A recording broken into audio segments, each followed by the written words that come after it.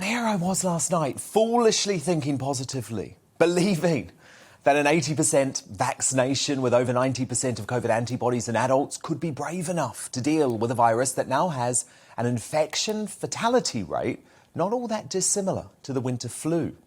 As Tory freedom fighter Steve Baker revealed after formally asking the government, and this is what he said, and I'm shocked that we're not talking about this, and it hasn't been anywhere else in the media. Ministers have now confirmed, and I checked this out, the infection fatality rate of COVID-19 is 0.096%. 0.096%. And as Steve Baker says, that's comparable to flu. But no, so addicted is the government, the media and much of the population to draconian controls on our lives and the spectre of a biosecurity state, the government's winter plan is a hellscape that risks plunging us back into lengthy lockdowns. Nothing is off the table. This isn't normal. In fact, it's not even close to a new normal. No wonder so many of you were contacting me today asking, so what the hell was the point of being vaccinated? So to summarise, here's what Boris Johnson said today that he's keeping in his back pocket. The reintroduction of mask mandates. The reintroduction of social distancing and seeing friends outside. The reintroduction of work from home orders. The imposition of highly illiberal vaccine passports. And, wait for it, full lockdowns. Now, the PM said he ideally didn't want to have to go there, but the doomsday scientists, Chris Whitty and Patrick Vallance, were back to paint a bleak picture of what's ahead. Have a look. We must face the fact that it might still make the difference between keeping businesses open at full capacity or not. We will also keep open the option of mandating face coverings as they have elsewhere, or advising people again to work from home. When you've got a large proportion of the country, as we have now, with immunity, then smaller changes can make a bigger difference and give us the confidence that we don't need to go back to the lockdowns of the past.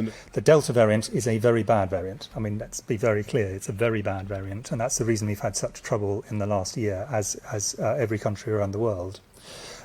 We have not faced a winter with the Delta variant, so it is possible that the combination of winter events plus the Delta variant, which is highly transmissible, could lead to a situation where, on the basis of the data, ministers decided that they wanted to trigger all or some of the Plan B. When you make a move, you have to go earlier than you think you want to, you have to go harder than you think you want to, and you need to make sure you've got the right geographical coverage. So if this goes in the wrong direction and cases go up, followed by hospitalisations, it's important that the measures are put in place early enough and they're significant enough. A trumpeted return of the Doom Squad. And there they were. One of the things that shocked me most today is that Sajid Javid, one of the most lockdown sceptical MPs when he was a backbencher, suggested in Parliament that we might have to spend the winter of 2021 forced to socialise outside. Now, let's think about that. What does that mean for hospitality businesses already on their knees?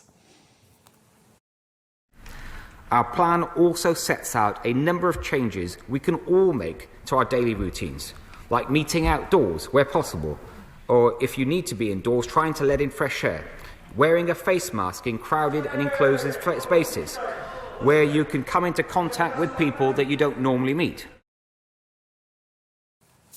And it was also depressing to see former Libertarian Boris Johnson defending vaccine passports in principle.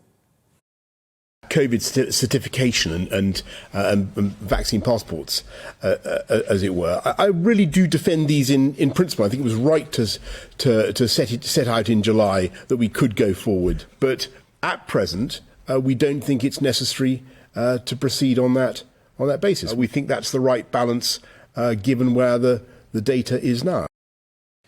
Oh, how power corrupts. Boris opened the press conference by saying our position this winter could be more challenging because case rates are higher than this time last year.